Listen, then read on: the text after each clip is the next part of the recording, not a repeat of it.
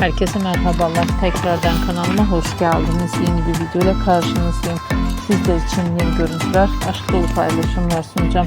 Paylaşımlarım Erkan ve Yağmur Öztürk'ten olacak. Yazgı dizisinin başrolüne çekilen başarılı partnerler özel hayat aşk yaşıyor.